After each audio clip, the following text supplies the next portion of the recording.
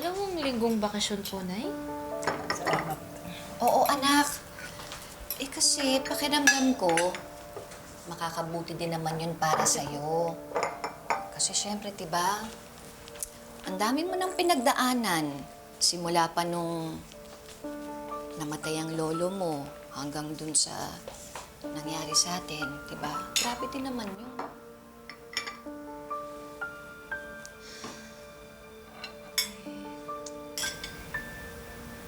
Bakit ayaw mo ba?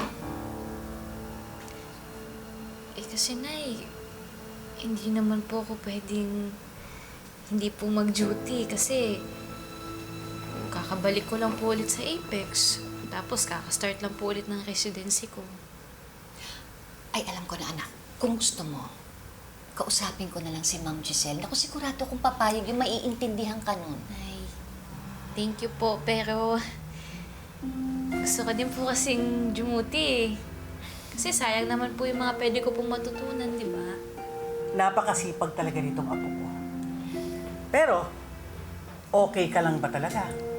Opo, okay lang po ako. Oh, yun naman pala eh. Kayong dalawa na lang ni Carlos sa magbakasyon. Sige, anak. Naiintindihan kita, tsaka isa pa, ayaw naman kitang pilitin eh. Sige po, Nay, salamat po ah. Pero alis na po kasi malilate na po ako eh. Sige, anak. Lola, alam kong favorite mo to. Ay, Ito oo po nga. yan. Oo. Thank you po, ha. Anak, mag-iingat ka, ha? Love you. Lola, I love you. Enjoy. Love you. Sige Ingat. Ingat ka, anak. Opo, Nay. Lynette,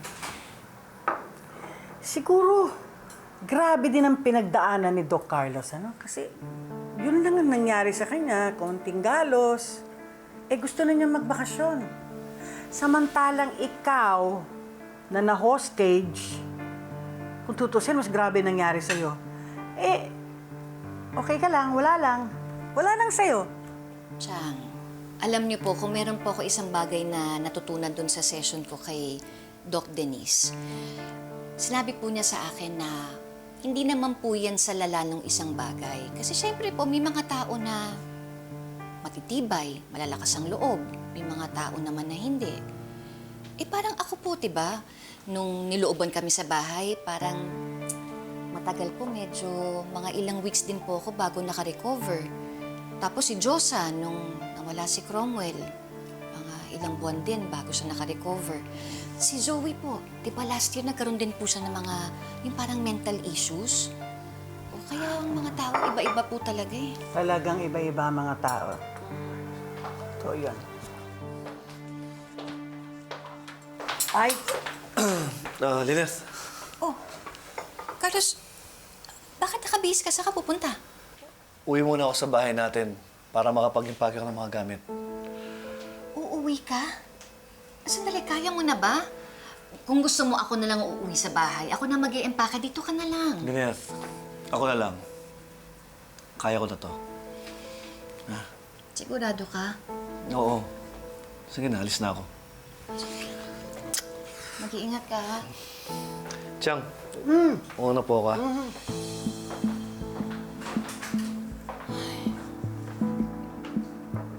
ay, huwag mo ako pagligpitan. Baka hindi ako makapag-asawa niyan.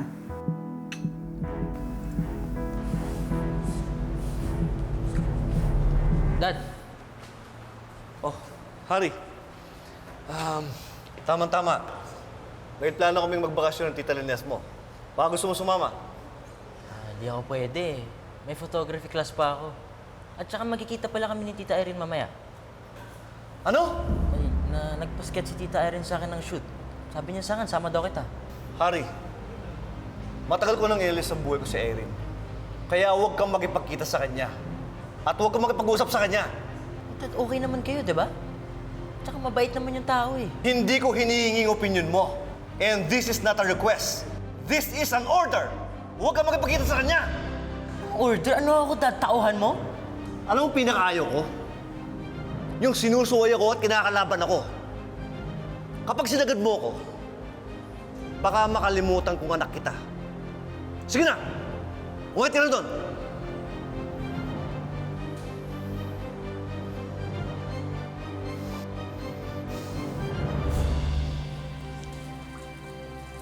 Chang,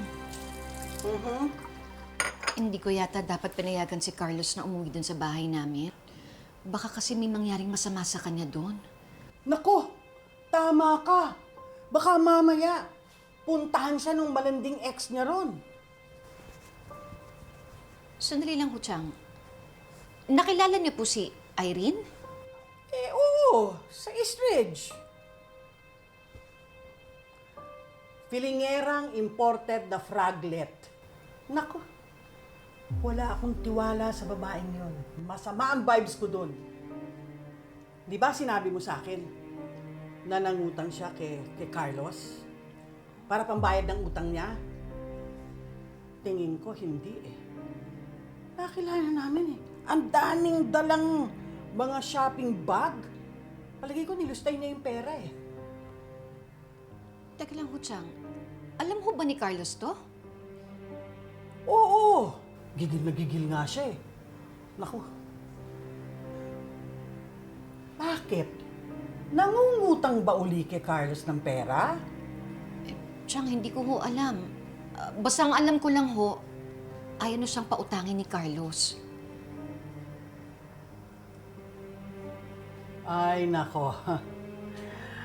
Nako, sa tingin ko, baka may kinalaman yan eh sa mga nanloob sa inyo.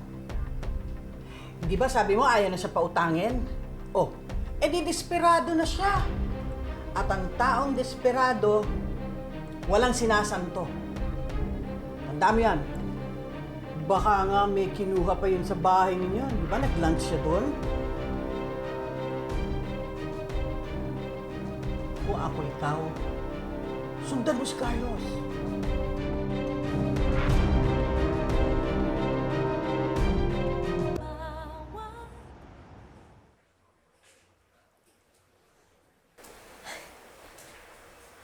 Hi, Doc Annalyn. Madam Lotus, upo kayo. Mabuti, pumayag silang dalawin mo ko kahit na hindi pa ako dapat makalabas ng Bartolina. Nakiusap lang po ako kay Warden. Ano po palang nangyari sa mukha niyo? Wala ito. Ang lakas mo talaga kay Warden, ano? Kung sa bagay, ginamot mo kami dito eh. Bait mo talaga, Doc Annalyn. Ang anak ko kaya mabait din. Generous, helpful. Madam Lotus, mabait po si Carla. Tapang nga po niya eh, tsaka palaban, parang ikaw. Naku. Ayoko, Doc Annalyn. Ayoko matulad siya sa akin. Masama akong tao. Madam Lotus, hindi ka po masamang tao. Yung mga mistakes po natin, hindi po yun yung nagde-define sa atin. Kung ano po yung gagawin natin afterwards, yun po yung magde-define talaga sa atin.